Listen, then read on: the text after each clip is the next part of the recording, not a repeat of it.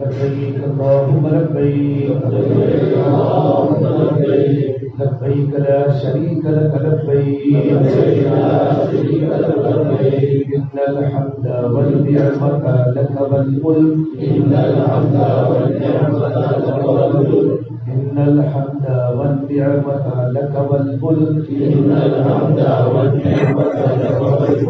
لا شريك لك لبيك اللهم لبيك لبيك لا شريك لك لبيك إن الحمد والنعمة لك والملك لا شريك لك ایک دم محبت سے پڑھو. اللہ کے گھر میں آئے ہیں, اللہ میں آ چکا ہوں, اللہ میں تیرے گھر پر آ چکا ہوں, تو کہاں ہے؟ لبیک میں حاضر ہوں, میں آ چکا ہوں. کہ اللہ تو کہاں ہے؟ ایک دم محبت سے پڑھو. لبیک اللہم لبیک لبیک لا شریک لک لبیک إن الحمد والنعمة لك والملك لا شريك لك. بسم الله الرحمن الرحيم. الحمد لله رب العالمين والعاقبة للمتقين والصلاة والسلام على سيد الأنبياء والمرسلين وعلى آله وصحبه أجمعين. أما بعد فأعوذ بالله من الشيطان الرجيم. بسم الله الرحمن الرحيم. الحج أشهر معلومات فمن فرض فيهن الحج فلا رفث ولا فسوق ولا جدال في الحج وما تفعلوا من خير يعلمه الله وتزودوا فإن خير الزاد التقوى واتقون يا أولي الألباب. وقال النبي صلى الله تبارك وتعالى عليه وسلم الحاج والعمال وفد الله إن دعوه أجابهم وإن استغفروه غفر لهم أو كما قال النبي صلى الله تبارك وتعالى عليه وسلم. میرے محترم پیارے بھائیوں, بہت بڑی خوش قسمتی کی بات ہے کہ پروردگار عالم نے ہم سب کو اپنے مقدس جگہ پر اللہ نے ہم کو جمع فرمایا. ہم لوگ مانگرول میں نہیں بیٹھے, کہ مہاراشٹر میں نہیں بیٹھے, کہ یو پی میں نہیں بیٹھے, ہم لوگ مکۃ المکرمہ میں بیٹھے ہیں. یہ تصور ہمارے ذہن میں بار بار ہونا چاہیے کہ میں کہاں بیٹھا ہوں. یہ وہ جگہ ہے, سب سے پہلے اللہ تبارک و تعالیٰ نے پوری دنیا کو پیدا کرنے کے پہلے اللہ تعالیٰ نے بیت اللہ کو بنایا. زمین پر کوئی مکان بھی نہیں تھا, کوئی عبادت گاہ بھی نہیں تھی. سب سے پہلے اللہ تعالیٰ نے بیت اللہ کو بنایا. ان اول بیت وضع للناس للذی بمکہ. سب سے پہلے زمین پر جو مکان تعمیر ہوا وہ اللہ تعالیٰ کا گھر بیت اللہ ہے. اور یہ مکہ المکرمہ شہر ہے, اس کا تذکرہ قرآن کریم میں مکہ ہے. اس کو مکہ بھی بولتے ہیں, مکہ بھی بولتے ہیں, مکہ المکرمہ. ہم الراجی مسجد کے بالکل سامنے ہماری بلڈنگ ہے, بہت بڑی مسجد الراجی. حرم شریف کے بعد مکہ المکرمہ میں سب سے بڑی مسجد الراجی ہے. جو انسان مکہ المکرمہ میں آتا ہے اس کی دل کی تمنا حرم شریف کے بعد دیکھنے کی راجی کی ہوتی ہے. آپ بڑے خوش قسمت ہو کہ الراجی کے سامنے کی آپ کی بلڈنگ ہے, چاروں طرف کا علاقہ ہرا بھرا ہے. اور سب سے پہلی بات کہ ہم بیت اللہ میں ہیں, مکہ المکرمہ میں ہیں, تو مکہ المکرمہ میں رہنے کے آداب ہیں. الحمدللہ ہم لوگ یہاں آئے تھے, آج ہمارے یہاں 10 دن ہو گئے, کسی کے 8 دن ہو گئے. ہر ہمارا آنے والا دن, ہر گھڑی ہماری زندگی کے بدلنے کا ذریعہ بنے. ہو سکتا ہے ہماری زندگی کا یہ آخری حج بھی ہو, پہلا حج بھی ہو, کیونکہ حج میں انسان ہر سال نہیں آتا. بڑی تمناؤں کے بعد, بڑی فکروں کے بعد, رونے کے بعد اللہ تعالیٰ اس جگہ کو دیتا ہے. جب ہم اپنے وطن سے نکلے تھے ایئرپورٹ پر احمد آباد میں, یا معلوم نہ معلوم کوئی انسان بمبئی سے آیا, احمد آباد سے آیا, جے پور سے آیا, بہت سے لوگ آپ کو رکھنے کے لیے ایئرپورٹ پر آئے تھے. ان کی آنکھیں اشکبار تھیں. بہت سے غریب ہمارے رشتے دار تو ان کی داڑیاں روتے روتے تر ہو گئی تھی. یہ اللہ ہم کو یہ موقع کب ملے گا کہ ہم بھی تیرے گھر کا دیدار کریں گے. جب اللہ پاک نے ہمیں یہاں پہنچایا ہے تو شیطان ہمارے ساتھ ہے. رمضان میں صرف اللہ تعالیٰ شیطان کو قید کرتا ہے، حج کے موقع پر شیطان کھلا ملتا ہے، بالکل کھلا گیا. اور اللہ نے قرآن میں کہا شیطان تمہارا کھلا ہوا دشمن ہے. ان الشیطان لکم عدو مبین، کہ شیطان تمہارا اوپن دشمن ہے، کھلا ہوا دشمن ہے. کہ بہت سے حجاج کرام میں ہر جگہ مغرب کی نماز کے بعد بلڈنگوں پہ جاتا ہوں تو بہت خطرناک کارگزاریاں ہے کہ بہت سے حاجی فجر کی نماز ہی نہیں پڑھتے، اور اگر پڑھتے ہیں تو اپنے کمرے میں اٹھتے ہیں اور اکیلے اکیلے پڑھ لیتے ہیں. کتنی بڑی بے حرمتی کی بات ہے کہ اللہ تبارک و تعالیٰ نے ہمیں اتنا سارا خرچہ کر کے اپنے گھر میں بلایا، اور اپنے گھر میں بلانے کے بعد بھی ہمیں نماز کے پڑھنے کی توفیق نہ ہو. اس سے بڑی محرومی کیا ہے؟ اس کے لیے حجاج کرام میں بار بار ایمان کی باتیں اور حج کے لائق کی باتیں، اللہ کی محبت کی باتیں کرائی جاتی ہیں تاکہ ہمارے دل اللہ کی محبت سے سرشار ہو جائے، ہمارے دل اللہ کی محبت کے اندر غرق ہو جائے. کیونکہ بیت اللہ میں آنا لبیک اللہم لبیک، کہ اللہ میں حاضر ہوں، میں حاضر ہوں، میں حاضر ہوں. آپ لوگ جب اپنے وطن سے نکلے تھے اور آپ نے ایئرپورٹ پر نیت کی تھی عمرہ کی، کیونکہ ہمارا حج ہے وہ حج تمتع ہے. اکثر لوگوں نے حج تمتع کیا ہے کیونکہ سب کے کپڑے بتاتے ہیں کہ حج تمتع کیا ہے، اور حج قران والا اپنے کپڑوں کو احرام کی حالت میں ہی رہتا ہے.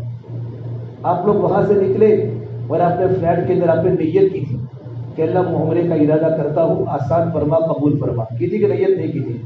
اللہ میں عمرے کا ارادہ کرتا ہوں، آسان فرما، قبول فرما. اس کے بعد آپ نے کیا کیا تھا؟ آپ نے فوراً 3 مرتبہ زور سے تلبیہ پڑھا تھا. مردوں نے زور سے پڑھا تھا، عورتوں نے آہستہ پڑھا تھا. لبیک اللہم لبیک لبیک لا شریک لک لبیک ان الحمد والنعمت لک والملک لا شریک لک. کہ تلبیہ کے پڑھنے کے بعد اور عمرہ کی نیت کے کرنے کے بعد ہم پر ساری کی ساری پابندیاں لگ گئی تھی. ہم تلبیہ پڑھتے پڑھتے جدہ ایئرپورٹ پر آئے اور جدہ سے تلبیہ پڑھتے پڑھتے مکہ مکرمہ آئے اور مکہ مکرمہ میں اپنی بلڈنگ میں آئے. اپنی بلڈنگ میں آنے کے بعد اپنے سامان کو برابر سیٹ کیا، تھوڑا سا ریسٹ کیا، پھر ہم تلبیہ پڑھتے پڑھتے بیت اللہ پہنچے اور مکہ المکرمہ کی مسجد میں داخل ہوئے. مسجد میں داخل ہونے کے بعد آپ نے جیسے نظر کعبہ پر پڑی، پہلی نظر، اور پہلی نظر پر بھی کتنے لوگ تو بہت روتے ہیں. میں نے کل ایک عرب کو دیکھا یمن کا، اس نے کعبہ کی پہلی نظر پر پڑھتے ہی آدھا گھنٹہ اللہ کی محبت میں اشعار پڑھے. اللہ کی محبت میں اشعار پڑھتا پڑھتا پڑھتا وہی بے ہوش ہو گیا. باب عبد المجید گیٹ ابھی پہنچا نہیں تھا، اس کے پہلے باب الصفا پر کعبۃ اللہ دکھتا ہے، وہی وہ عربی میں اشعار اللہ کی محبت میں پڑھ رہا تھا. 95 سال کا بوڑھا، کب برسوں سے اللہ تیرے گھر کے دیکھنے کی تمنا تھی، داڑھی کے بال بھی سفید ہو گئے، سر کے بال بھی سفید ہو گئے. اس کے عربی کا ترجمہ بتاتا ہوں. میری ہڈیاں کمزور ہو گئی، میری ابروئیں سفید ہو گئی. اے مولا تو نے مجھے اتنا لیٹ کیوں بلایا؟ میں تو یہ چاہتا تھا کہ جوانی میں آتا، لیکن مولا میں تو یہ چاہتا ہوں کہ تیرے گھر پر میں گھٹنوں کے بل کے چل کے بھی آتا تو تیرے گھر میں آنا میرے لیے سستا سودا تھا. یوں پڑھتے پڑھتے بوڑھا وہی بے ہوش ہو کے گر گیا. یہ اللہ کی محبت والے لوگ ہوتے ہیں.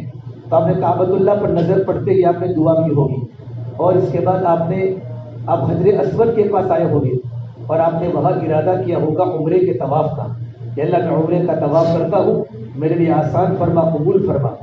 اس کے بعد آپ نے استقبال کیا ہوگا، استقبال نماز کی طرح، بسم اللہ اللہ اکبر، یہ کعبے کا استقبال ہے. پھر آپ نے استلام کیا ہوگا، یوں کر کے آپ نے بسم اللہ اللہ اکبر وللہ الحمد کر کے آپ نے اپنے ہونٹوں پر بوسہ دیا ہوگا. اس کو بولتے ہیں اردو میں بوسہ اور عربی میں استلام بولتے ہیں. پھر آپ نے فوراً طواف شروع کیا ہوگا. ایک چکر آپ نے لگایا ہوگا اور چکر میں آپ نے تیسرا کلمہ پڑھا ہوگا، دعائیں کی ہوگی. جب آپ رکن یمانی پر پہنچے ہوں گے تو رکن یمانی سے آپ نے یہ دعا پڑھی ہوگی، اللہم انی اسألک العفو والعافیہ فی الدنیا والآخرہ ربنا آتنا فی الدنیا حسنہ وفی الآخرۃ حسنہ وقنا عذاب النار. اتنی دعا حدیث میں ہے. آگے جو ٹکڑا ہے وادخلنا الجنۃ مع الابرار یا عزیز یا غفار یا رب العالمین. آگے تو پڑھو ورنہ کوئی سنت نہیں ہے. سنت دعا صرف اتنی ہے، اللہم انی اسألک العفو والعافیہ فی الدنیا والآخرہ ربنا آتنا فی الدنیا حسنہ وفی الآخرۃ حسنہ وقنا عذاب النار. یہ دعا مکمل ہو چکی. اس کے بعد اگر کسی کو آتا ہو تو پڑھے وادخلنا الجنۃ مع الابرار یا عزیز یا غفار یا رب العالمین. یہ رکن یمانی پر 70 فرشتے ہوتے ہیں، یعنی الرکن الیمانی 70 ملکا. آپ نے جب یہ دعا پڑھی تو 70 فرشتے آپ کی دعا پر آمین کہتے ہیں. بعض علماء فرماتے ہیں، بعض صحابہ کرام کا قول ہے کہ ہم نے فرشتوں کا آمین اپنے کانوں سے سنا. جو لوگ کعبۃ اللہ میں جن نیتوں کے ساتھ داخل ہوتے ہیں وہ چیزیں ان کو اللہ تعالیٰ دکھاتے ہیں. اب ربنا آتنا فی الدنیا حسنہ وفی الآخرۃ حسنہ، یا اللہ تو مجھے دنیا کی بھلائی عطا فرما، آخرت کی بھلائی عطا فرما. اس میں تمہاری ساری پرابلم سولو ہو جاتے ہیں دنیا کی بھلائی میں، آخرت کی ساری منزلیں آسان ہو جاتی ہیں اس آخرت کی دعائی میں. تو فرشتے تمہاری دعا پر رکن یمانی پر آمین کہتے ہیں. آپ پڑھتے پڑھتے پھر حجر اسود پر آئے اور آپ نے دوسرا بوسہ دیا، دوسرا چکر لگایا، تیسرا بوسہ دیا، تیسرا چکر لگایا، چوتھا بوسہ دیا، اور آپ نے احرام کی حالت میں رمل کیا ہوگا، تھوڑے اکڑ کے چلے ہوگے، اور آپ نے 7 چکروں میں استوا کیا ہوگا، داہنے کندھے کو کھلا رکھا ہوگا. پھر آپ نے چوتھا چکر کیا، 5واں بوسہ دیا، 5واں چکر کیا، 6ٹھا بوسہ دیا، 6ٹھا چکر کیا، 7واں بوسہ دیا، 7واں چکر پورا ہوا اور آپ نے 8واں بوسہ دیا. یہ آپ نے عمرے کا طواف کیا ہوگا. 8ویں 2 بوسے دینے کے بعد آپ نے مقام ابراہیم پر یا مطاف میں کہیں بھی جگہ ملی ہوگی، آپ نے 2 رکعت اطمینان سے طواف واجب الطواف پڑھی ہوگی. پہلے رکعت میں سورہ کافرون پڑھی ہوگی اور دوسری رکعت میں سورہ اخلاص قل هو اللہ احد کو پڑھا ہوگا. اس کے بعد آپ کہاں گئے ہوں گے؟ صفا مروہ کی صحیح کرنے گئے تھے نا. میں آپ کو عمرہ لوٹا کے پھر حج بتاتا ہوں. پھر آپ صفا مروہ کی صحیح پر گئے ہوں گے، لیکن صفا مروہ کی صحیح کرنے کے پہلے آپ نے 9واں بوسہ حجر اسود کو دیا ہوگا. بسم اللہ اللہ اکبر وللہ الحمد کر کے بوسہ دیا ہوگا. پھر آپ صفا پہاڑی پر پہنچے ہوں گے اور وہاں آپ نے نیت کی ہوگی، یا اللہ میں اپنے عمرے کی صفا مروہ کی صحیح کرتا ہوں، میرے لیے آسان فرما اور قبول فرما. آپ نے نیت کی ہوگی اور کعبۃ اللہ پر نظر کر کے آپ نے دعا کی ہوگی 10-15 منٹ. پھر آپ صفا سے مروہ کی طرف دوڑے ہوں گے. طواف میں آپ نے تیسرا کلمہ زیادہ پڑھا ہوگا، صفا مروہ کی سعی میں آپ نے چوتھا کلمہ پڑھا ہوگا. صفا سے دوڑے ہوں گے مروہ کی طرف. گرین لائٹ کے بیچ میں مرد دوڑے ہوں گے، عورتیں چلی ہوگی، اور آپ نے گرین لائٹ کے بیچ میں کون سی دعا پڑھی ہوگی؟ رب اغفر وارحم وتجاوز عما تعلم انک انت الاعز الاکرم. صفا سے مروہ پہنچے، مروہ میں کھڑے ہو کر قبلہ کی طرف منہ کر کے دعا کی ہوگی. پھر مروہ سے صفا آئے، پھر دعا کی. صفا سے مروہ آئے، مروہ سے صفا آئے، صفا سے مروہ آئے، مروہ سے صفا آئے، اور صفا سے مروہ پر 7واں چکر کیا ہوگا؟ پورا کیا ہوگا. اور مروہ پر چکر پورا ہونے کے بعد آپ نے 2 رکعت سنت پڑھی ہوگی. طواف کے بعد 2 رکعت کا پڑھنا واجب ہے، اور صفا مروہ کی سعی کے بعد 2 رکعت کا پڑھنا سنت ہے. طواف بغیر وضو کے نہیں ہوتا، صفا مروہ کی سعی بغیر وضو کے بھی ہو سکتی ہے. اس کے بعد آپ نے کیا کیا ہوگا؟ حلق کایا ہوگا. حلق خود بھی کر سکتے ہیں، دوسرا بھی کر سکتا ہے، آپ پتری سے بھی کر سکتے ہیں، مشین سے بھی کر سکتے ہیں، بالوں کو کتروا بھی سکتے ہیں، منڈا بھی سکتے ہیں. لیکن اللہ کے نبی صلی اللہ تبارک علیہ وسلم نے منڈانے والوں کو 3 مرتبہ دعا دی ہے اور بال کترانے والوں کو آپ نے 1 مرتبہ دعا کی ہے. آپ کا عمرہ مکمل ہو چکا، آپ نے اپنے احرام کی چادر کو اتار دی، آپ نے اپنے یہ کپڑے پہن لیے، اپنے گھر کے کپڑے. جب تک آپ مکہ المکرمہ میں رہے آپ نفلی طواف کرنے جاتے ہوں گے. مردوں کے لیے بھی آپ نے ایصال ثواب کیے، طواف کیے ہوں گے، اور اپنے زندوں کے لیے بھی آپ نے طواف کر کے ثواب پہنچایا ہوگا. اب ہمارے حج کے دن شروع ہو رہے ہیں. حج کے دن آج تقریباً 4 ذی الحجہ ہے. 7ویں ذی الحجہ کو آئندہ سنڈے کو، آج منگل ہے، منگل بدھ ہے، کل جمعرات ہے، پرسوں جمعہ، سنیچر اور اتوار. اتوار کو عشاء کی نماز کے بعد ہمارا معلم ہم کو یہاں سے بس میں مینا لے جائے گا. اب ہم کیا کریں؟ مغرب کی نماز کے بعد یا عصر کی نماز کے بعد 7ویں ذی الحجہ کو ہم حرم نہ جائیں. ایسے بسیں بند ہو جاتی ہیں، لیکن تب بھی 7ویں ذی الحجہ کو ہمارے ساتھی آرام کریں چونکہ اکثر بڑی عمر کے لوگ ہیں، ہمیں 5-6 دن ہمیں حج میں لگانے ہیں. اسے بالکل آرام کریں اور ریسٹ کر لیں. آرام سے کرنے کے بعد عصر کی نماز کے بعد غسل کر لیں. غسل کرنے کے بعد اپنے بدن کو، کپڑوں کو اپنے بدن کو خوشبو لگا دیں.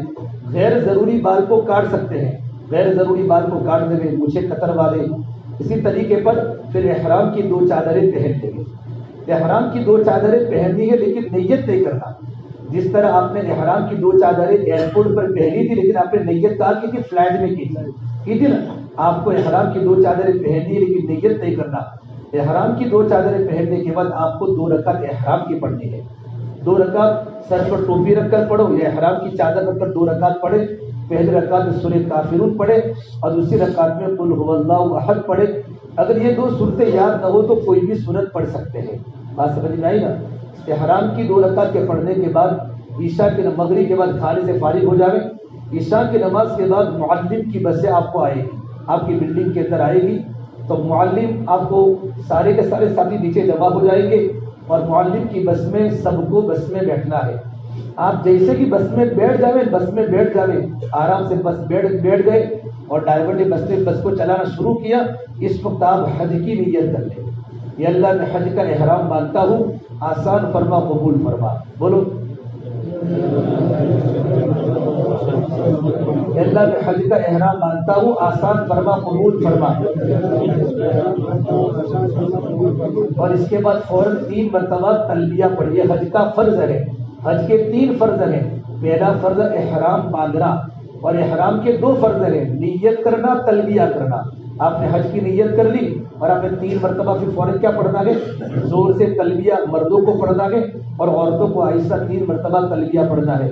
لبیک اللہم لبیک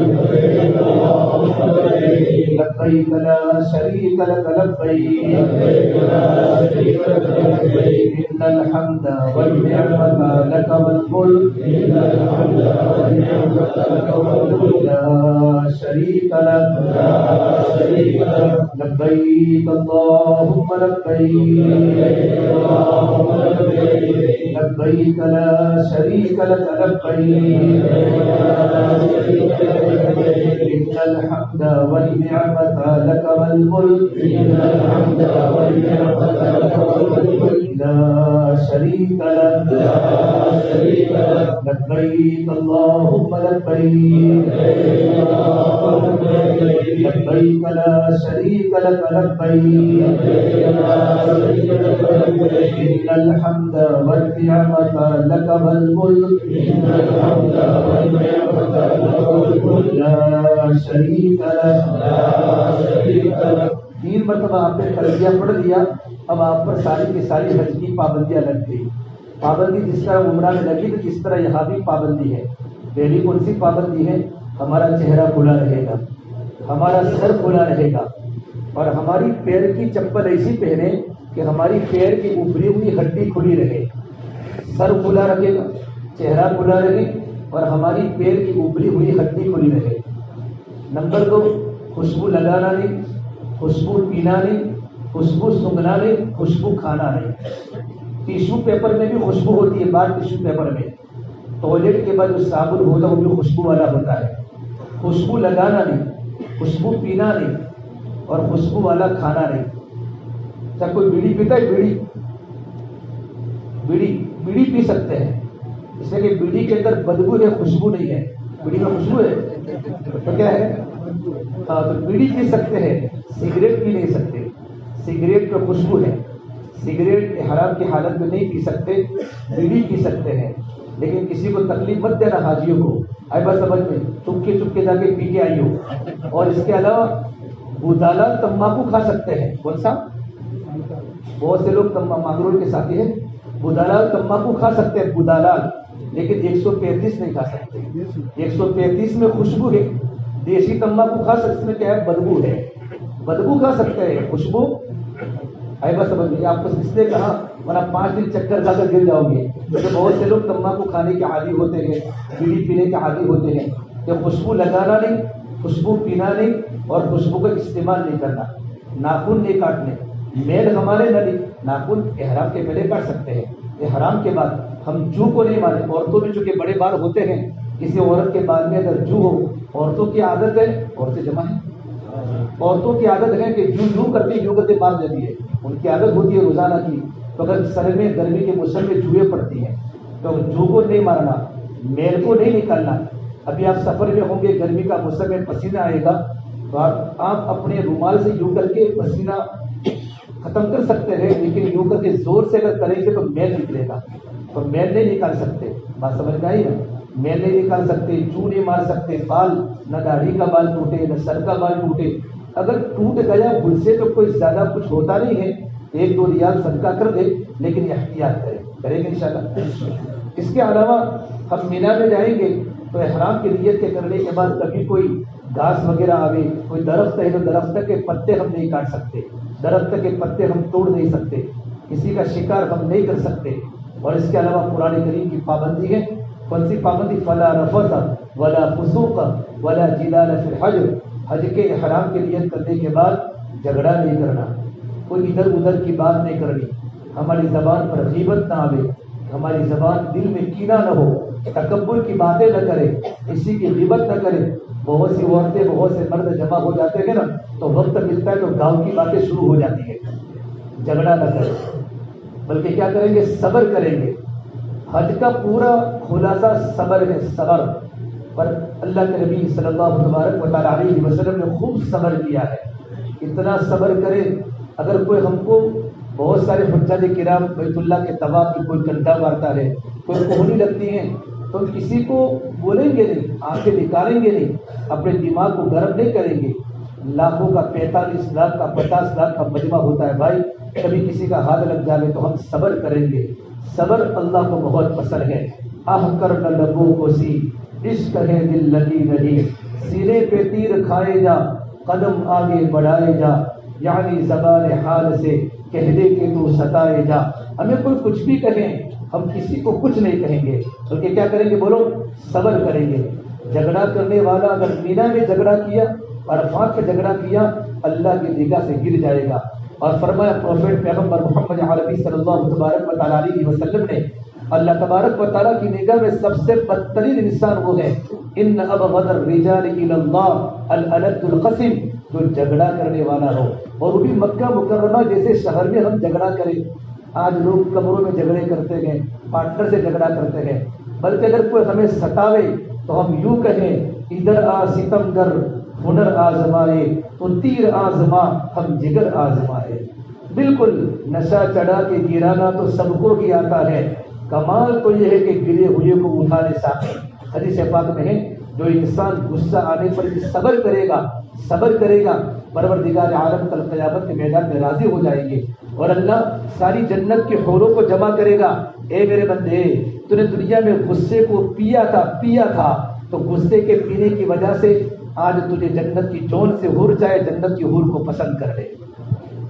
کتنی بڑی بات ہے۔ سب کیا کریں گے؟ بولو بھائی، ہاں، جھگڑا نہیں کریں گے، جھگڑا اللہ تعالیٰ کو پسند نہیں ہے۔ تو حج کی یہ پابندی ہے، جھگڑا نہیں، فسق نہیں، کسی کو تکلیف نہیں دینا، اور بیوی سے، کیونکہ بیوی ہماری بیوی ہوتی ہے، عام دنوں میں ہم بیوی کے ساتھ جس طرح کی باتیں کرتے ہیں، یہ حرام کی پابندی کے بعد ہم بیوی سے اس طرح کی باتیں کوئی نہیں کریں گے۔ یہ ساری پابندیاں لگ گئی۔ ہمارا معلم عشاء کی نماز کو بس میں بٹھائے گا، ہم کو رات کو مینا پہنچا دے گا۔ مینا بالکل قریب ہے، بالکل قریب، عزیزیہ کے پیچھے بالکل مینا ہے۔ اور مینا میں جانے کے بعد آپ کا معلم آپ کو یہاں کے جانے کے 1 یا 2 دن پہلے آپ کو آپ کے مینا کا خیمے کا نمبر دے دے گا کہ مینا میں آپ کا خیمہ نمبر کون سا ہے، ہر ایک کو اس کا خیمہ نمبر مل جائے گا۔ اچھا، 5 دن میں جانے کے پہلے اپنے سامان کی تیاری کر لیں۔ سامان میں کیا لینا ہے؟ تھوڑا سا سوکھا ناشتہ لے لیں، ورنہ 5 دن میں جو اتنا کھانا آتا ہے، اگر انسان پورے سال کا کھانا جمع کرے تو بھی جمع ہو جائے۔ اتنی سبیل اللہ کی طرف سے وہاں لگتی ہیں، عرب لوگ سخی بن جاتے ہیں، سخاوت کا دریا بن جاتے ہیں۔ لیکن سوکھا ناشتہ، کبھی راستے میں چلنا پڑے، بھوک لگے تو سوکھا ناشتہ لے لے، کسی کے پاس چھتری ہو تو چھتری، امبریلا چھتری لے لے، ایک چادر پتلی سی لے لے، چھوٹا سا تکیا لے لے، احرام ایک زیادہ لے لے، اور ایک جوڑی آپ کا کپڑا لے لے، اور آپ کی اگر بی پی کی ڈائبٹیز کی دوا چلتی ہے ان دواؤں کو لے لے۔ اتنا ہمارا چھوٹا سا بنانے کے بعد ہمیں سفر کرنا ہے۔ آپ مینا پہنچ چکے تو مینا میں جانے کے بعد آپ کا جو خیمہ نمبر، اسی خیمے میں آپ کو سونا ہے۔ آپ کو جگہ خیمے میں کتنی ملے گی؟ جتنی قبر میں سونے کی جگہ ملتی ہے۔ قبر میں سونے کی جگہ کتنی ملتی ہے؟ اتنی ملتی ہے، اتنی چھوٹی سی ملتی ہے۔ لیکن پروردگار عالم نیک بندہ جب قبر میں جاتا ہے اس کی قبر کو کشادہ کر لیتا ہے۔ جگہ تو چھوٹی ہوتی ہے، یہاں کی جنت کی کھڑکی کھل جاتی ہے، یہاں کی کھڑکیاں کھل جاتی ہیں، اتنی جگہ ہمیں ملے گی۔ سے جلدی جانے کے بعد اپنے خیمے پر قبضہ نہ کر دے ہمارا پورا خیمہ ہے، بلکہ خیمے کے اندر لوگ رہیں گے، ماشاءاللہ سب ساتھ میں سوئیں گے، وہاں بستر بھی ملے گا، تکیہ بھی ملے گا، مینا میں آپ کو کوئی چیز کی ضرورت نہیں پڑے گی، بستر بھی ہے، تکیہ بھی ہے، ساری سہولتیں ہیں، اور اندر اے سی بھی ہے، کوئی گرمی نہیں ہوگی۔ اچھا، مینا میں جا کر کیا کرنا ہے؟ 5 نمازیں پڑھنی ہے، لیکن آپ کی کتنی نمازیں آئے گی؟ 6 آئے گی۔ کتنے آئے گی؟ کیونکہ معلم رات کو لے جاتے ہیں 8ویں ذی الحجہ کی فجر، ظہر، عصر، مغرب، عشاء، اور 9ویں ذی الحجہ کی فجر۔ کتنی نمازیں ہوئی؟ 6۔ باقی 6 نمازوں کے علاوہ مینا میں آپ کو کوئی کام نہیں کرنا۔ تو مینا میں پھر کیا کرنا ہے؟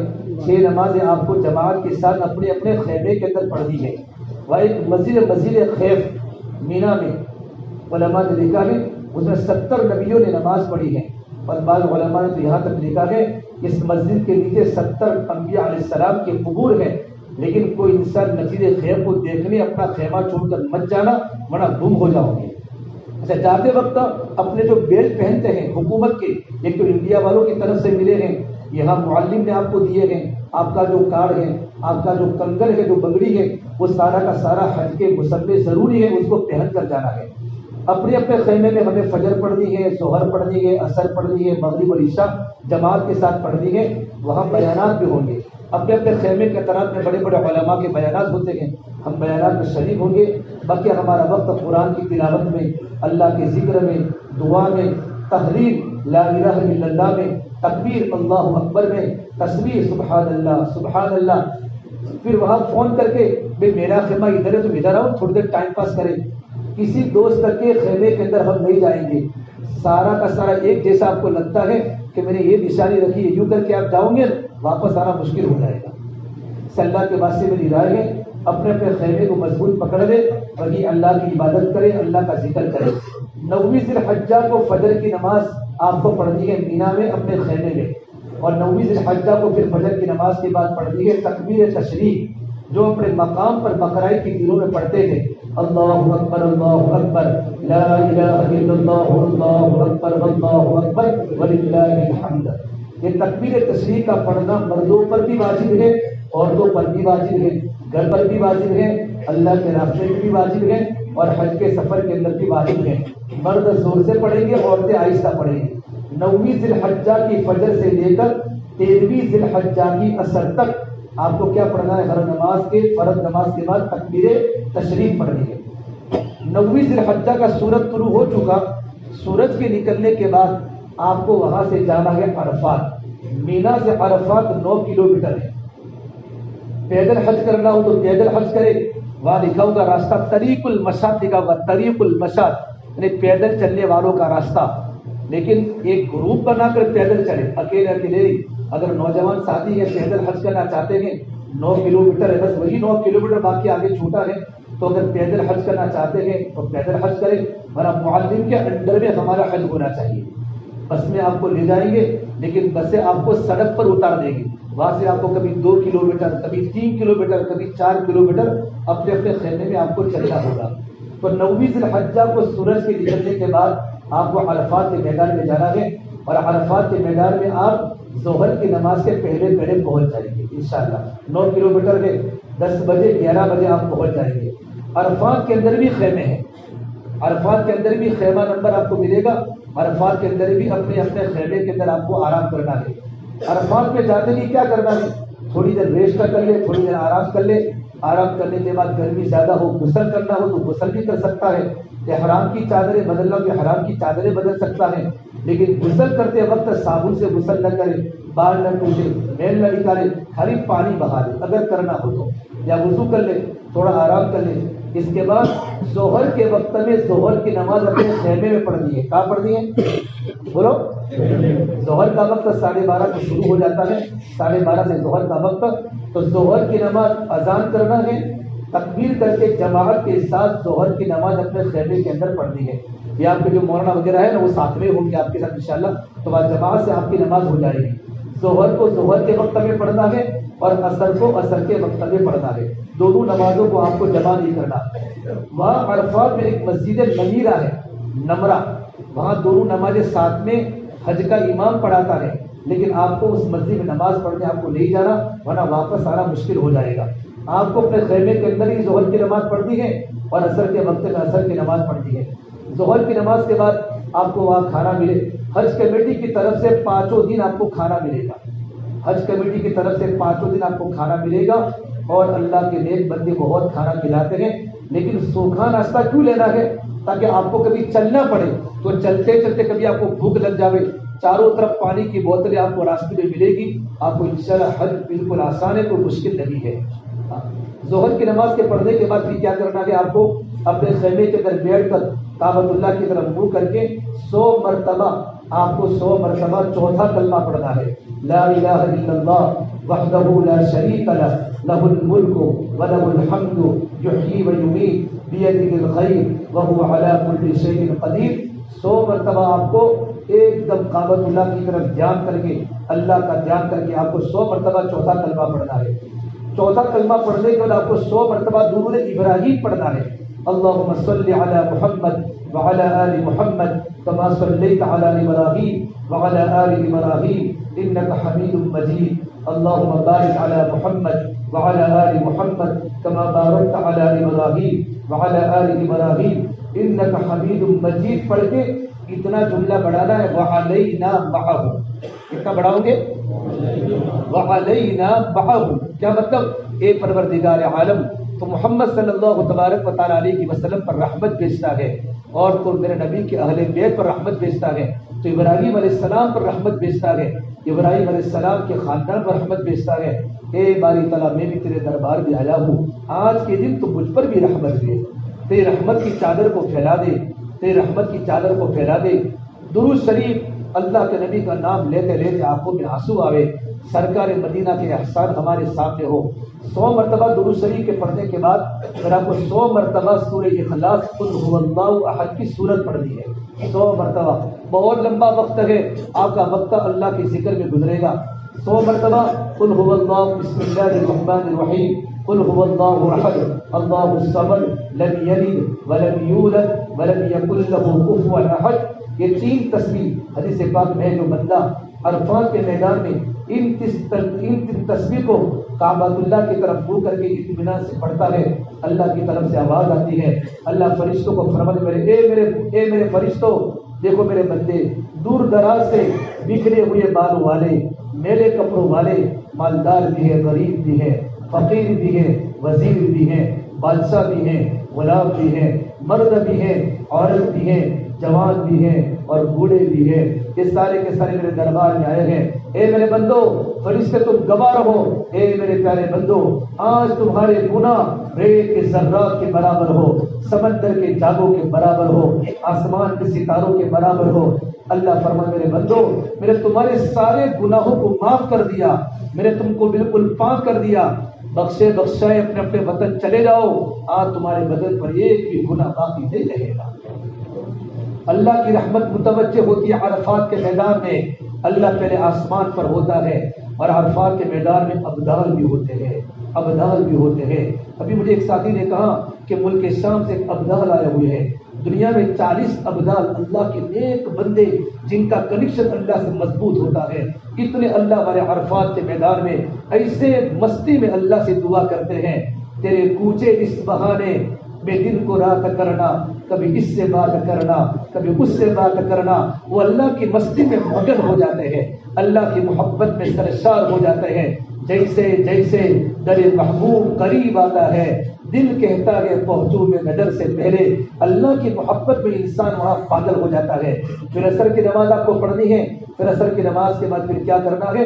عصر سے مغرب تک آپ کو دعاؤں میں لگتا ہے۔ عرفات کا میدان دعاؤں کا ہے، بات دعا کریں۔ آپ دیکھیں گے لوگوں کو کوئی کھڑے کھڑے دعا کر رہا ہے، کھڑے کھڑے دعا کرنا افضل ہے، کھڑے کھڑے تھک جاؤ تو بیٹھ کر کرو، بیٹھ کر تھک جاؤ تو سو سو کے کرو۔ آپ صلی اللہ تبارک و تعالیٰ علیہ وسلم نے کیا کیا؟ میرے آقا صلی اللہ تبارک و تعالیٰ علیہ وسلم جب عرفات میں اب زوال کے پہلے پہلے پہنچے اور آپ نے بستر پر بچھا کر آپ نے آرام کیا، جبرائیل آئے کہ یا رسول اللہ، اللہ فرماتے ہیں کہ آپ اپنے صحابہ کو فرماؤ کہ تلبیہ زور سے پڑھے عرفات کے میدان میں، پورے مینا کے دن مینا میں آپ کو تلبیہ پڑھنا ہے، تلبیہ لبیک پڑھتے پڑھتے مینا پورا تلبیہ پڑھنا ہے.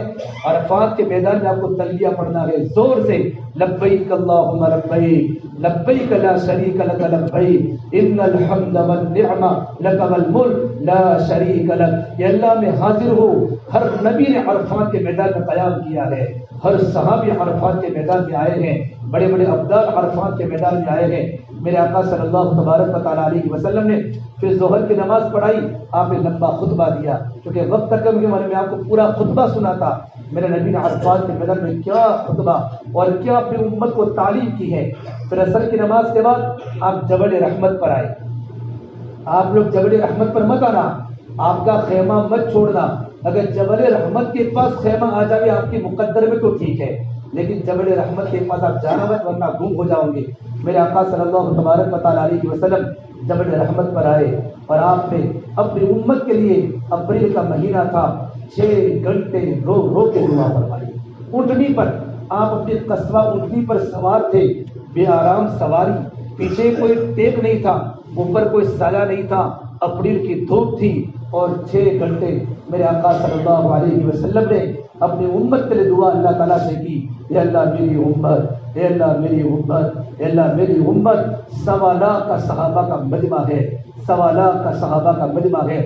صحابہ فرماتے تھے ہم نے دیکھا حضور اکرم صلی اللہ تبارک و تعالیٰ علیہ وسلم کو آپ کے دونوں ہاتھ ٹوٹ جاتے تھے دعا کے لیے, یوں دعا کرتے تھے, اے اللہ اے اللہ. کبھی تھک جاتے تو دانے ہاتھ کو نیچا کر کے بائیں ہاتھ سے مانگتے, کبھی تھک جاتے تو دانے ہاتھ کو اونچا کر کے دعا فرماتے.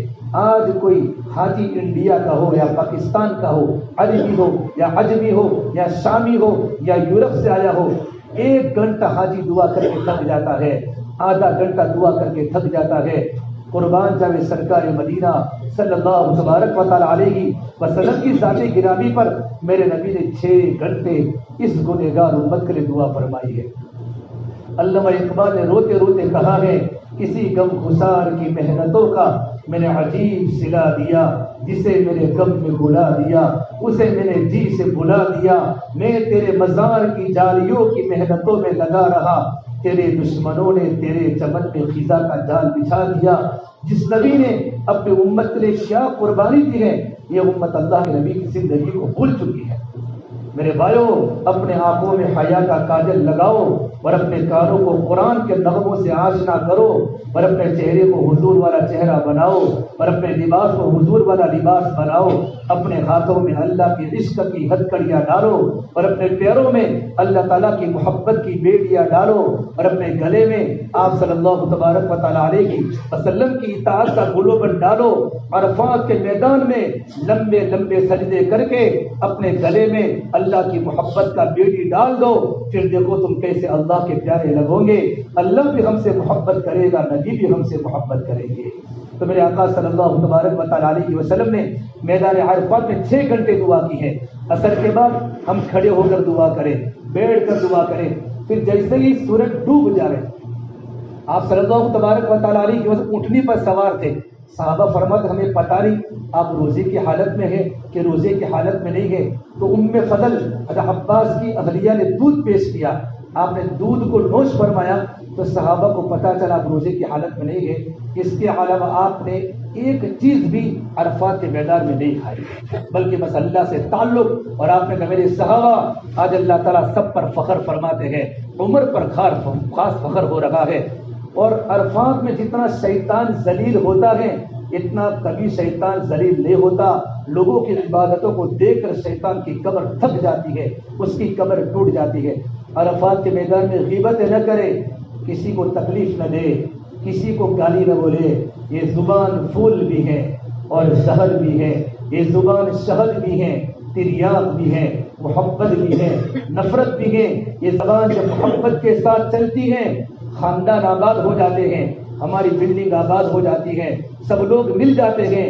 یہ زبان جب کڑوی بن جاتی ہے تو سنگ مرمر کے مکان بھی کاٹے دار صحرا بن جاتے ہیں اور گھروں میں رونے کی اور چیخنے کی آوازیں شروع ہو جاتی ہے. اللہ کے واسطے میرے بھائیوں, عرفات کے میدان میں دعا کریں. اور وقوف عرفات حج کا واجب ہے, وقوف عرفات یہ حج کا فرض ہے. حج کے کتنے فرض ہیں؟ 3. پہلا ہو چکا ہے احرام باندھنا, نیت کرنا, تلبیہ پڑھنا. وقوف عرفات یہ حج کا فرض ہے. ہمارے مکہ المکرمہ میں بہت سے بیمار لوگ جو حج میں آئے ہیں لیکن آ کر بیمار ہو چکے ہیں، آئی سی یو میں ہیں، بیہوش ہیں، یہاں کی حکومت ان کو ایمبولینس میں لا کر عرفات کے میدان میں ہاسپٹل میں ان کو آئی سی یو میں رکھ کر عرفات کے میدان کا وقوف کراتے ہیں تاکہ ان کا حج ہو جائے۔ حج کا فرض ہے۔ پھر جیسے ہی مغرب ہو جائے، سورج ڈوب جائے، تو سورج کے ڈوبنے کے بعد ہمیں مغرب کی نماز وہاں نہیں پڑھنی، اللہ کا حکم نہیں ہے۔ سورج کے ڈوبنے کے بعد ہمارا قافلہ عرفات سے جائے گا مزدلفہ۔ کہاں جائے گا؟ عرفات سے مزدلفہ 6 کلومیٹر ہے، بالکل سیدھا، پیدل میں جلدی پہنچیں گے۔ 6 کلومیٹر پونے گھنٹے میں آدمی مزدلفہ پہنچ جاتا ہے اگر پیدل چلتا ہے، لیکن چونکہ لاکھوں کا مجمع ہوتا ہے اسے آہستہ چلنا پڑتا ہے، دھکے لگتے ہیں۔ بہت سے لوگ بسوں میں، ٹراولسوں میں اور گاڑیوں میں، ٹیکسیوں میں جاتے ہیں، روڈوں پر ٹیکسیاں ملتی ہیں، لیکن جو لوگ پیدل جاتے ہیں لیکن گروپ بنا کر جاوے، مشورہ کر کے جاوے تاکہ آدمی گم نہ ہو جاوے۔ عرفات سے سورج کے ڈوبنے کے بعد، دیکھو سورج کے ڈوبنے کے پہلے حاجی نہ نکلے۔ بہت سے معلم اپنی بسیں کب اٹھاتے ہیں؟ سورج ڈوبنے کے پہلے اٹھاتے ہیں۔ اگر سورج ڈوبنے کے پہلے آپ عرفات کے میدان سے نکل گئے اور واپس نہیں آئے دوبارہ تو دم ہوگا۔ سورج کے ڈوبنے 7 کو سورج ڈوبتا ہے، کتنے بجے؟ 7 یا 7:08 کو سورج ڈوبتا ہے۔ اس کے بعد آپ لوگ عرفات کا میدان چھوڑ کے مزدلفہ آنا ہے۔ مزدلفہ آپ کتنے بجے پہنچیں گے؟ مزدلفہ کوئی رات کو 10 بجے پہنچتا ہے، کوئی 9 بجے، کوئی 11 بجے، کوئی 12 بجے، کوئی 2 بجے، کوئی 3 بجے پہنچتا ہے مزدلفہ میں۔ اور مزدلفہ میں ایک مسجد ہے، مسجد مشعر حرام، اللہ کے نبی صلی اللہ تبارک علیہ وسلم وہاں ٹھہرے تھے۔ مشعر حرام میں تو ہمیں جگہ نہیں ملے گا، لیکن مزدلفہ میں پورا میدان ہے، وہاں خیمہ نہیں ہے، وہاں آپ کو میدان میں سونا ہے۔ یہ آپ کی چادر وہاں کام آئے گی، کہاں کام آئے گی؟ مزدلفہ میں۔ عرفات میں آپ کو بستر ملیں گے اور مینا میں آپ کو بستر ملیں گے، لیکن مزدلفہ میں آپ کو میدان میں جہاں بھی جگہ ملے مزدلفہ میں آپ کو وہاں اپنا بستر بچھا دینا ہے۔ جب بھی مزدلفہ پہنچو اپنا سامان برابر کر لو، اور مزدلفہ میں پہنچنے کے بعد عشاء کے وقت میں ہمیں 2 نمازیں پڑھنی ہے، مغرب اور عشاء۔ لیکن کیسے پڑھنی ہے؟ پہلے مغرب کی اذان کریں گے، سمجھ میں آئے؟ پھر مغرب کی تکبیر کہیں گے، پھر مغرب کی 3 رکعت فرض پڑھیں گے۔ کتنے پڑھیں گے؟ اس کے بعد بغیر اذان بغیر تکبیر کے فوراً عشاء کی نماز پڑھیں گے، 4 رکعت فرض۔ اس کے بعد مغرب کی سنتیں پڑھیں گے، عشاء کی سنتیں پڑھیں گے، اور کیا پڑھیں گے؟ 3 رکعت وتر واجب پڑھیں گے۔ مغرب کی عشاء کے وقت میں مغرب کی اذان، مغرب کی تکبیر، مغرب کی 3 رکعت فرض، السلام علیکم ورحمۃ اللہ، السلام علیکم ورحمۃ اللہ، اللہ اکبر، عشاء کی نماز شروع۔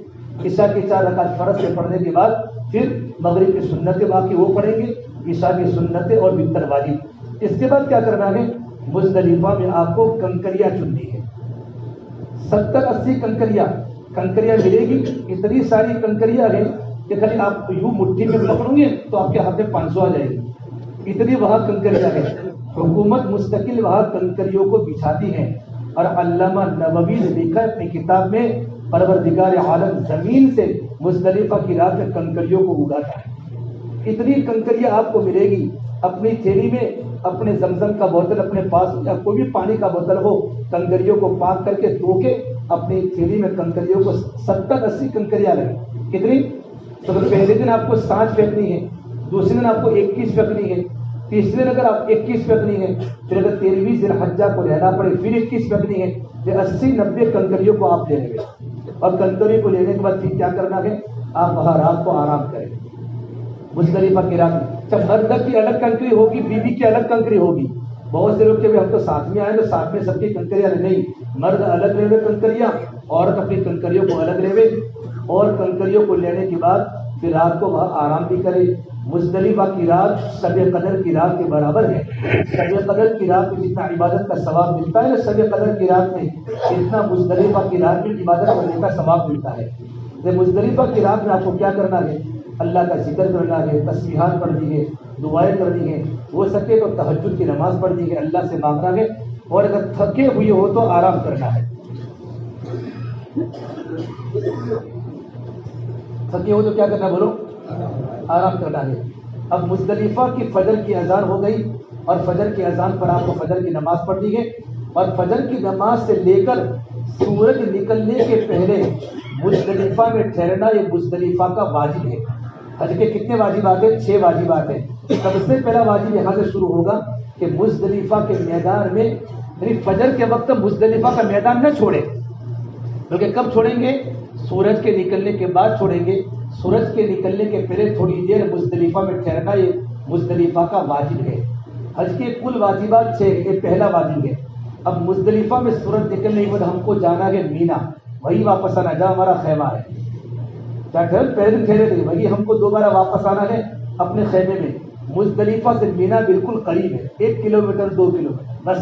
اگر ہمارا خیمہ اگر دور ہو گیا تو 3-4 کلومیٹر بھی ہو سکتا ہے، لیکن بالکل قریب ہے، بلکہ مزدلفہ اور مینا آپس میں مل چکے ہیں۔ مزدلفہ سے آپ مینا آ گئے اور مینا آنے کے بعد اپنے کمرے میں آ جاوے، اپنے خیمے کے اندر آ جاوے، تھوڑا سا آرام کریں۔ آرام کے کرنے کے بعد آپ کو 10ویں ذی الحجہ کو 3 کام کرنے ہیں۔ لبیک پڑھتے پڑھتے جا رہے ہیں۔ 8ویں ذی الحجہ کو لبیک پڑھنا ہے، 9ویں ذی الحجہ کو عرفات میں لبیک پڑھنا ہے، مزدلفہ کی رات میں آپ کو لبیک پڑھنا ہے، اور 10ویں ذی الحجہ کو سورج کے نکلنے کے بعد لبیک اللہم لبیک پڑھتے پڑھتے آپ کو دوبارہ مینا میں آنا ہے۔ مینا میں اپنے کمرے میں خیمے میں آ گئے۔ اس کے بعد آپ کے 3 کام ہیں۔ پہلا کام ہے بڑے شیطان کو کنکری مارنا، دوسرا کام قربانی کرنا، اور تیسرا کام حلق کرنا۔ پہلے کیا کرنا ہے؟ قربانی کرنا ہے۔ آرام ہو گیا الحمدللہ، پھر فریش ہو گئے تو اپنے خیمے سے ہمیں نکلنا ہے۔ آپ جائیں گے جمرات کی طرف، وہاں لکھا ہوگا جمرات۔ جمرات کا معنی ہوتا ہے شیطان کو کنکری مارنے کی جگہ۔ تو پہلے اسمال شیطان آئے گا، لکھا ہوگا اسمال شیطان، اسمال جمرات یعنی چھوٹا شیطان۔ آپ کو کنکری وہاں پہلے دن نہیں مارنی۔ تھوڑے سے آگے چلو گے تو میڈیم شیطان، وہاں آپ کو کنکری نہیں مارنی۔ پھر آگے جاؤ گے تو لکھا ہوگا بگ شیطان، وہاں آپ کو کتنی کنکری مارنی ہے؟ بولو بھائی 7 کنکریاں مارنی ہے، 7 کنکریاں۔ اور ہر ایک انسان کو کنکری مارنا واجب ہے۔ مزدلفہ میں ٹھہرنا واجب، ایک واجب، کنکری مارنا واجب، قربانی کرنا واجب، حلق کرنا واجب، طواف زیارت کے بعد صفا مروہ کی سعی کرنا واجب، اور الوداعی طواف کرنا واجب۔ اس سے ہر ایک انسان کو کنکری مارنا ضروری ہے۔ مرد بھی الگ سے کنکری مارے، عورت الگ سے کنکری مارے۔ اگر عورت چلنے کی بالکل طاقت نہیں، گاڑی میں بیٹھنے کی بھی عورت کو طاقت نہیں یا مرد کو طاقت نہیں، اخیری حالت ہے، تو علماء نے لکھا ہے پھر مرد اپنی بیوی کی طرف سے یا بیوی اپنے شوہر کی طرف سے وکیل بن کے کیا مارے گی؟ کنکری مارے گی۔ پھر اپنی ساتھ کنکری مارے گی، پھر اپنی بیوی کی طرف سے مارے گا۔ لیکن بیوی چل سکتی ہے، ہاتھ اٹھانے کی طاقت نہیں ہے، تو بیوی کے دونوں انگلیوں کے درمیان کنکری پکڑا کر اپنی یوں کر کے مارے گی اس کے ہاتھ سے۔ بات سمجھ میں آ رہی ہے نا؟ کنکری مارنا ہے۔ کیا دعا پڑھیں گے کنکری مارتے وقت؟ کنکری دونوں اس طرح پکڑیں گے اور یوں کر کے پھینکیں گے۔ سامنے ہوگا بہت بڑی دیوار ہے، دیوار، ہماری کنکری دیوار پر ٹکرا کر گول راؤنڈ میں گرنی چاہیے۔ کیا گرنی چاہیے؟ اگر ہم نے کنکری ماری اور کنکری یوں کر کے سیدھی ہماری طرف واپس آئی تو کنکری کو دوبارہ مارنا پڑے گا۔ آپ کو اپنی کنکری دکھے گی، یہ اللہ تعالیٰ کا نظام ہے کہ آپ کنکری مارو گے تو آپ کو دکھے گی کہ آپ کی کنکری گول دائرے میں گر گئی۔ ہر ایک کو اپنی حالانکہ کتنے حجاج کرام کنکری مانگتے ہیں، لیکن آپ کو اپنی کنکری اللہ تعالیٰ دکھائے گا۔ گول دائرے میں جو کنکری گرے گی وہ تمہاری کنکری معتبر ہے۔ اچھا، بہت سی کنکریاں نیچے گری ہوگی تو نیچے گری ہوئی کنکریوں کو نہ اٹھا۔ حدیث پاک میں ہے جن لوگوں کا حج قبول نہیں ہوتا ان کی کنکریاں زمین پر گر جاتی ہیں، غیر مقبول کنکریاں ہیں، اور جن لوگوں کا حج اللہ کی بارگاہ میں قبول ہوتا ہے ان کی کنکریاں گول دائرے کے اندر ہی گرتی ہے۔ تو گری ہوئی کنکری کو اٹھا کر ہم دوبارہ کنکری کو لے سکیں گے۔ بات سمجھ میں آ رہی ہے؟ تو پہلا کام کون سا کرنا ہے؟ 10ویں ذی الحجہ کو کیا کرنا ہے؟ بڑے شیطان کو 7 کنکریاں مارنا ہے۔ بسم اللہ اللہ اکبر رغما للشیطان ورضا للرحمن اللہم اجعلہ حجا مبرورا وسعیا مشکورا وذنبا مغفورا۔ اب اتنا سارا نہ پڑھ سکے اور آپ کو آتا بھی نہیں ہوگا تو کیا پڑھیں گے؟ صرف بسم اللہ اللہ اکبر یوں کر کے 7 کنکریاں ماریں گے۔ 7 کنکریاں مارنے کے بعد دعا نہیں کریں۔ تینوں دن بڑے شیطان کو جب بھی کنکری ماریں گے تو بڑے شیطان کو کنکری مارنے کے بعد آپ کو دعا نہیں کرنی۔ کنکری آپ کو ہو گئی، کنکری کے مارنے کے بعد آپ کو صرف کرنی ہے قربانی۔ اب قربانی کے بارے میں بہت سے لوگ حج کمیٹی والے ہیں، حج کمیٹی میں آپ نے بہت بڑی غلطی کی ہے کہ حج کمیٹی میں قربانی کبھی نہ لکھا۔ مہنگی بھی پڑتی ہیں اور حج کمیٹی والوں کا جلدی سے میسج بھی نہیں آتا. اسے جو لوگ اس کے ماہر حج کمیٹی کے ماہر ہیں کہ وہ لوگ کوپن دیتے گئے، پھر کوپن کے ذریعے میسج آتا ہے. اس کے بارے میں مجھے کوئی معلومات نہیں حج کمیٹی کے بارے میں. البتہ جو لوگ یہاں قربانی کرواتے ہیں اچھے لوگوں سے، جب تک قربانی کا میسج نہ آئے تب تک ہم حلق نہیں کریں گے. اس میں ترتیب واجب ہے، پہلے شیطان کو کنکری ماریں گے، پھر قربانی کریں گے، پھر حلق کریں گے. تینوں آگے پیچھے نہیں ہوگا. پہلے کیا کریں گے؟ بڑے شیطان کو کنکری کے مارنے کے بعد کیا کرنا ہے؟ قربانی کرنا ہے. قربانی کے کرنے کے بعد پھر کیا کرنا ہے؟ حلق کرنا ہے. ہمارا حلق ہوگا. اتنا کرتے کرتے رات پڑ جائے گی. کیا پڑ جائے گی؟ 10ویں ذی الحجہ سے رات پڑ جائے گی. تب جا کر 3 عمل آپ کے پورے ہوں گے. 3 عمل. بعد لوگوں کی کنکری تو مغرب تک بھی نہیں ہوتی، رات کو جا کے کنکری مارتے ہیں. کنکری مارنے کا وقت کون سا ہے؟ 10ویں ذی الحجہ کو کنکری مارنے کا وقت وہاں مینا پہنچنے کے بعد سے لے کر 11ویں ذی الحجہ کی فجر تک. 11ویں ذی الحجہ کی فجر تک آپ کو کنکری مارنی ہے، قربانی کرنی، حلق کرنا. آپ کا حلق ہو چکا ہے اور مستورات کو کیا کرنا ہے؟ ان کے اگر سارے کے سارے بال برابر ہو تو ایک پوروے کے برابر بالوں کو کاٹنا ہے. مرد اپنی بیوی کے بال کو کاٹ سکتا ہے، عورت کے بال کو کاٹ سکتا ہے. خود ہم حلق کر سکتے ہیں، دوسرے کا کر سکتے ہیں. ہمارا پہلے بھی کر سکتے ہیں، پہلے دوسرے کا کر کے ہمارا بعد میں بھی کر سکتے ہیں. بات سمجھ میں؟ اس کے لائق کا کوئی مسئلہ نہیں ہے. بال کو کتروا بھی سکتے ہیں، منڈا بھی سکتے ہیں، خود کا بھی کر سکتے ہیں، دوسرے کا بھی کر سکتے ہیں. لیکن عورت کو اس کا شوہر کر سکتا ہے، غیر محرم نہیں کر سکتا. اب ہمارا حلق ہو گیا، عورت کے بال کٹوا دیے، ہم پر ساری کی ساری حج کی پابندیاں ختم. ایک بات کہنا بھول گیا کہ بڑے شیطان کو جب ہم کنکری مارنے جاوے نا تو تلبیہ پڑھتے جاوے، لیکن جیسے ہی کنکری مارنے کا ارادہ کرے تلبیہ چھوڑ دے. پھر اس کے بعد آپ کو لبیک نہیں پڑتا.